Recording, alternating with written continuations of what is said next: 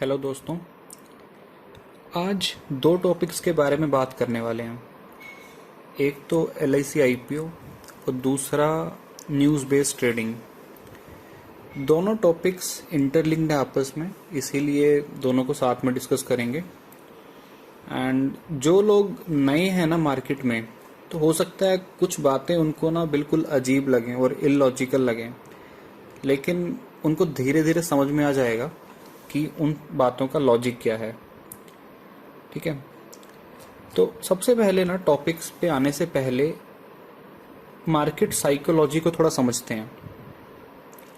Trading में क्या है ना, सिर्फ 5% लोग ही पैसा कमा रहे हैं, 95% लोग तो लॉस ही कर रहे हैं।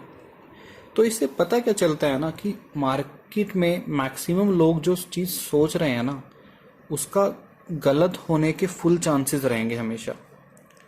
एंड मार्केट जो है ना, वो ऑपरेट ही इस तरीके से होता है कि ट्रेडर्स को लॉस करवाया जा सके एंड उनका जो पैसा है वो ऑपरेटर लूट सके। ऐसे ही कि ऑपरेट होता है मार्केट। आपने देखा होगा बहुत बार कि आपका SL हिट हुआ एंड स्टॉक वापस ऊपर चला जाता है। तो जितने भी आपके SL हैं वो सब बड़े प्लेयर्स या जिसको मार्केट मेकर्स बोलते हैं, ऑपरेटर्स होते हैं, उन सबको हमेशा विजिबल रहते हैं सिस्टम में।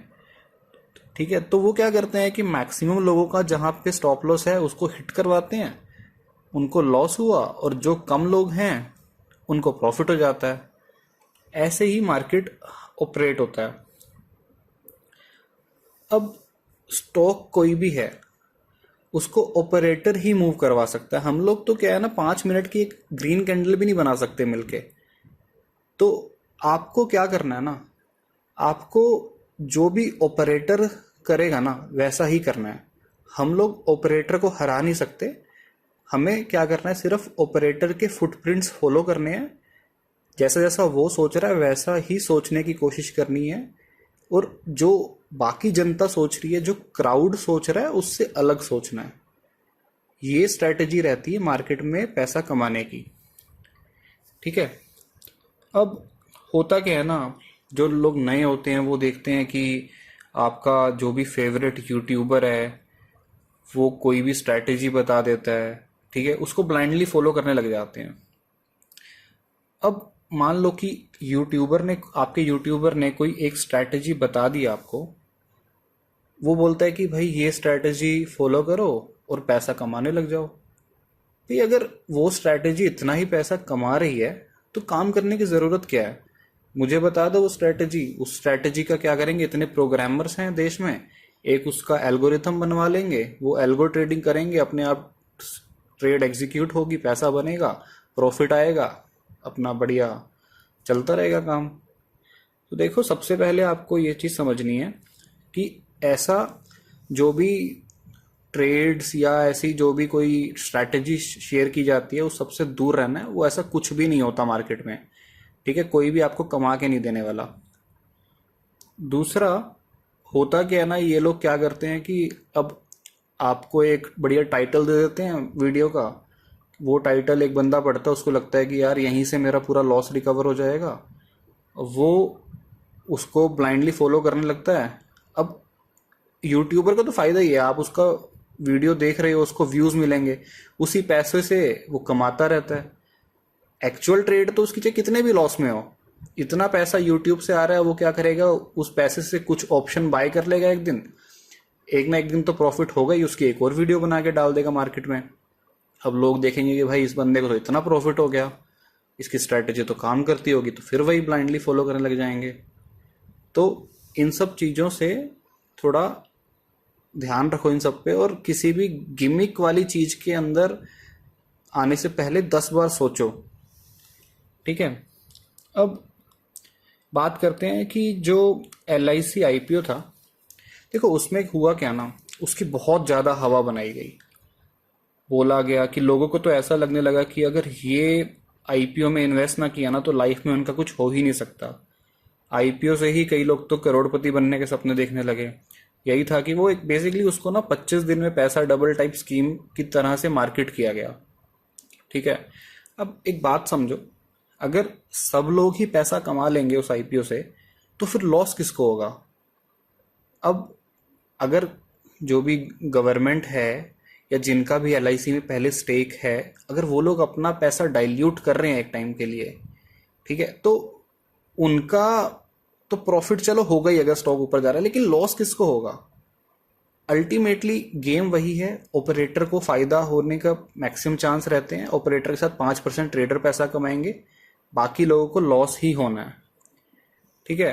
तो अब इसीलिए क्या हुआ ना, उसको मार्केट ही इस तरीके से किया गया कि सबको लगने लगा कि बस ये आईपीओ अपॉर्चुनिटी मिस नहीं होनी चाहिए, ये आईपीओ तो मेरा निकल निकल जाए। लोग मंदिर जाने लगे, बोलने लगे भगवान को कि भाई हमारा ये आईपीओ निकलवा दो, ठीक है। यूट्यूबर क्या करने लगे, फंडामेंटल एनालिसिस के वीडियो डालने लगे। एलआईसी का तो हमें पता है कि एलआईसी मेजर इन्वेस्टर है हर कंपनी में, तो फंडामेंटल्स में कोई दिक्कत थी ही नहीं कभी उसकी। तो हुआ क्या ना, वही मार्केट साइकोलॉजी ने अपना काम किया। अगर किसी भी चीज पे सब लोग हमेशा बुलिश हो जाएंगे ना, तो उसके पूरे पूरे चांसेस हैं कि वो चीज नीचे आएगी। मैं पर्सनली एक्सपेक्ट कर रहा था कि शायद हो सकता है कि 2-4% का एलआईसी में ये लोग पहले लिस्टिंग गेन दे देंगे, उसके बाद एकदम से नीचे ले आएंगे ये लोग, ताकि और भी लोग ट्रैप हो जाएं। लेकिन वही था कि इनको इनकी स्ट्रैटेजी थोड़ी इस तरीके से काम करी, क्योंकि अगर 2-4% ऊपर जा रहा है तो क्या है ना कि कोई बेचेगा ही नहीं अपना स्टॉक, सब लोग कहेंगे कि एलआईसी है, होल्ड करके ही रहेंगे। तो इन्होंने पहले ही उसमें पूरा एकदम नीचे गिरा दिया। और अब होता क्या है ना, उसके बाद जब ऐसा कुछ मतलब एलआईसी जैसा मेजर जो स्टॉक है उसको नीचे लाया जाता है, तो उसका क्या करते हैं लोग ना कि मार्केट में न्यूज़ बना दी जाती है। बोल देंगे कि एलआईसी की वैल्यूएशन ठीक नहीं लगी, एफआईआईज डीआईआईज को इंडियन मार्केट से पैसा निकालना था, उन मार्केट सेंटीमेंट अच्छा नहीं चल रहा था, एलआईसी को न्यू कस्टमर्स एक्वायर करने में दिक्कत आ रही है, बिजनेस स्टेगनेंट हो गया इनको, और पता नहीं क्या क्या न्यूज़ निकाल दी जाती है, ठीक है। अगर देखो ऐसा सब होता ना, तो जो जोमेटो का आईपीओ आया था, जोमेटो का आईपीओ 51% लिस्टिंग गेन के साथ ओपन हुआ था। अब उसकी अलग कहानी है। जोमेटो पे आप ऑर्डर करते हो, फुल डिस्काउंट दिया जाता है, पैसा कहाँ से आ रहा है? वो सब कंपनी तो प्रॉफिटेबल है ही नहीं, जोमेटो एक लॉस मेकिंग कंपनी है। तो फंड अभी तक जो पैसा आ रहा था वो तो फंडिंग से पैसा आ रहा था, फंडिंग उठा रखी थी, तो अब लॉस भी तो पूरा करना है ना इन्वेस्टर्स का, जो भी जिसने भी कंपनीज में एंजल इन्वेस्टर्स हैं या जिससे भी सीड फंडिंग उठा रखी है। तो लिस्टिंग गेन दिखा दिया, 170 तक ले गए उसको, और जब लगा कि यहां से ऊपर तो अब मतलब पॉसिबल है नहीं, तो वहां रिटेलर्स को चिपका दिया जाता है स्टॉक, और अब 170 से 50 पे ले आए। जोमेटो का स्टॉक 20 रुपए का भी नहीं खरीदना आपने। लॉस मेकिंग कंपनी है, कोई वैल्यूएशन हो ही नहीं सकती लॉस मेकिंग कंपनी की। इन्वेस्टमेंट बैंकर जो होते हैं वो पहले जो एक उसमें किसी भी आईपीओ को अगर वैल्यूएशन दी जाती है, तो उसको पहले देखा जाता है कि कंपनी प्रॉफिट कितना कमा रही है या अगले 5 साल में कितना प्रॉफिट कमा सकती है।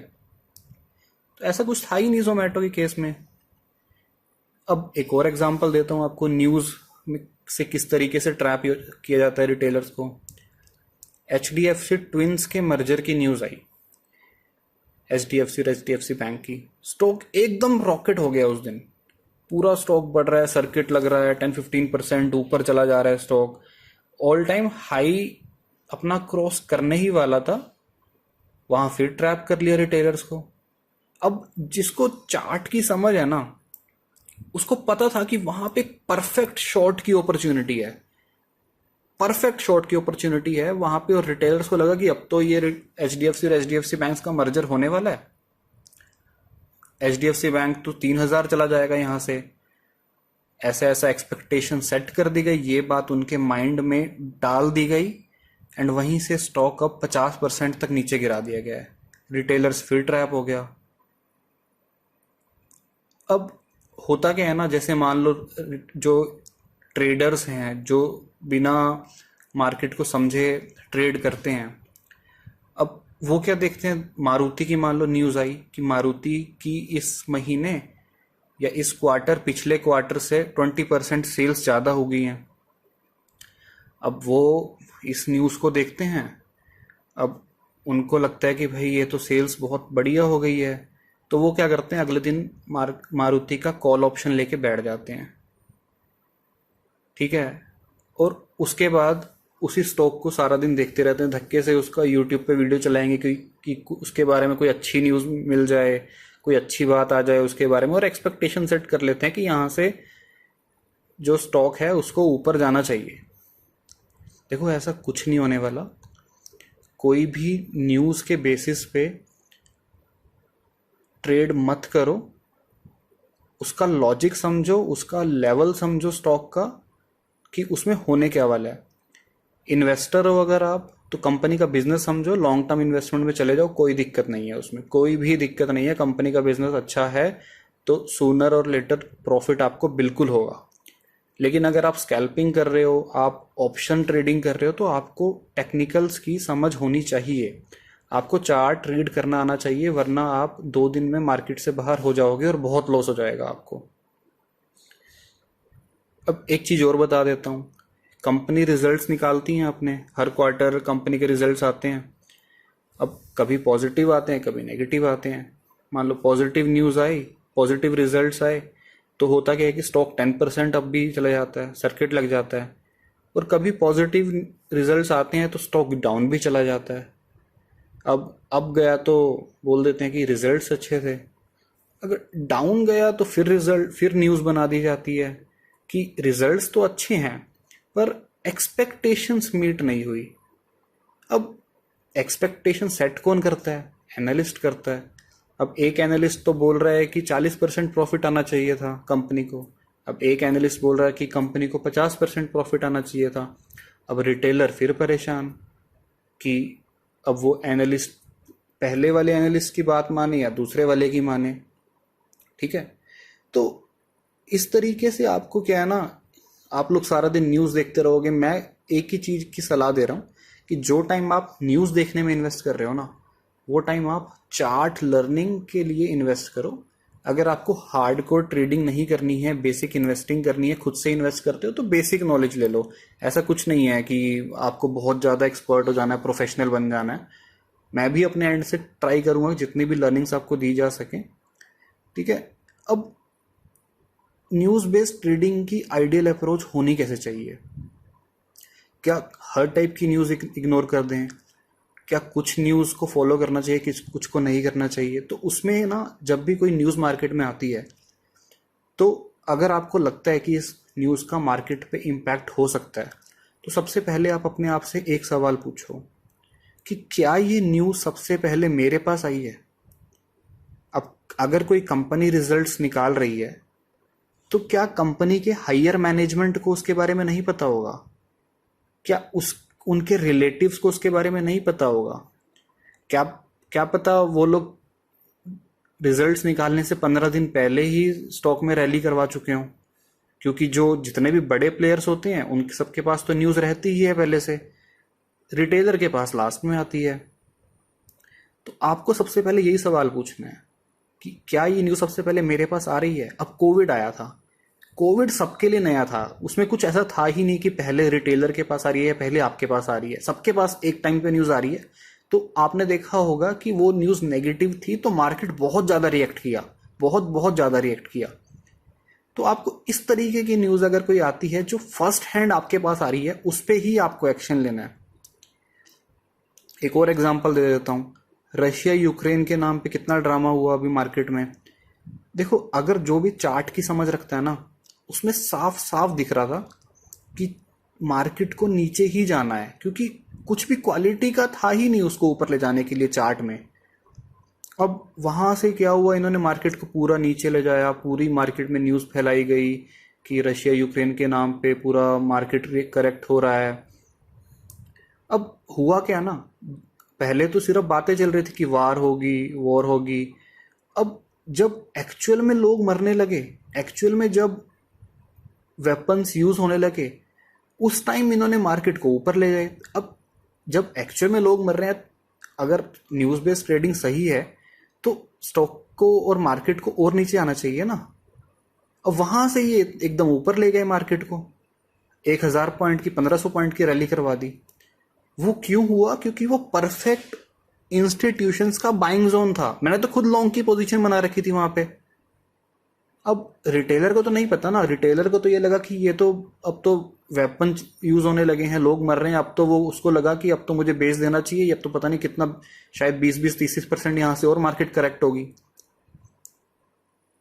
तो यही है, 100 बात की एक बात यही है कि बेसिक्स चार्ट समझ लो, अपने सेटअप के अकॉर्डिंग, चार्ट के अकॉर्डिंग समझ के ट्रेड करो। इन्वेस्टर हो तो कंपनी का बिजनेस समझो और उसको इन्वेस्ट करो। ज्यादा न्यूज के चक्कर में मत पड़ो अनलेस वो फर्स्ट हैंड न्यूज आ रही है आपके पास। ठीक है, तो आज का ऑडियो इसी के साथ खत्म करते हैं। अच्छा लगा हो तो अपने फ्रेंड्स के साथ, फैमिली के साथ शेयर कीजिएगा। Thank you, have a good day.